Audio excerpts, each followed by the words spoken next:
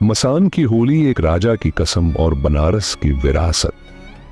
बनारस वो नगरी जहां हर गली मोहल्ला इतिहास के पन्नों पर अपनी छाप छोड़ता है, लेकिन इन सब में सबसे रहस्यमय जगह है मणिकर्णिका घाट। यह घाट केवल अंतिम संस्कार का स्थान नहीं है, बल्कि एक ऐसा रहस्य समेटे है जो मृत्यु और जीवन दोनों को एक साथ जोड़ता है। बहुत समय पहले की बात है। बनारस पर एक पराक्रमी राजा राज करता था, राजा चेत सिंह। वे काशी के लोगों से बहुत प्रेम करते थे और हर वर्ष होली का त्योहार पूरे हर्षोल्लास से मनाते थे।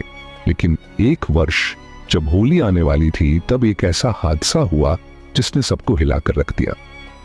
होली से कुछ दिन पहले ही राजा के खास मंत्री की अचानक मृत्यु हो गई।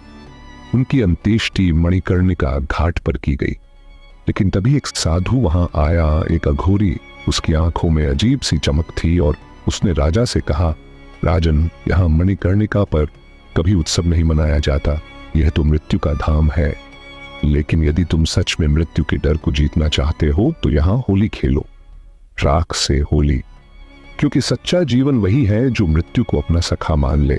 राजा इस बात पर अचंभित हुए, लेकिन साधु ने आगे कहा, मणिकर्णिका पर होली खेलना यह दर्शाएगा कि मृत्यु अंत नहीं है, आत्मा अमर है और उत्सव कभी नहीं रुकता। अगले दिन राजा ने पूरे नगर में ऐलान करवा दिया, इस वर्ष होली केवल रंगों से नहीं बल्कि मणिकर्णिका पर राख की होली भी खेली जाएगी, ताकि हम मृत्यु से डरने के बजाय उसे स्वीकार करें और यह साबित कर सकें कि काशी में मृत्यु भी एक उत्सव है।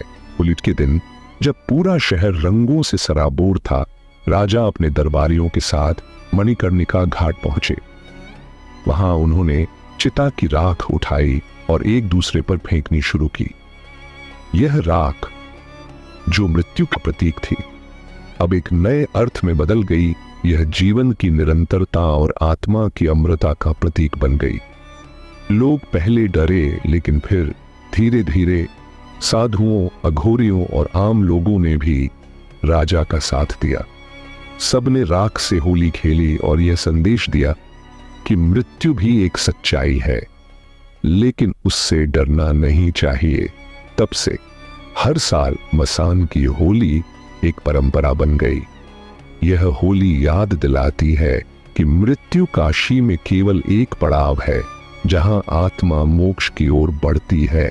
राजा चेत सिंह ने अपनी प्रजा को यह सिखाया कि अगर मृत्यु से डरकर जिए तो जीवन का कोई मतलब नहीं।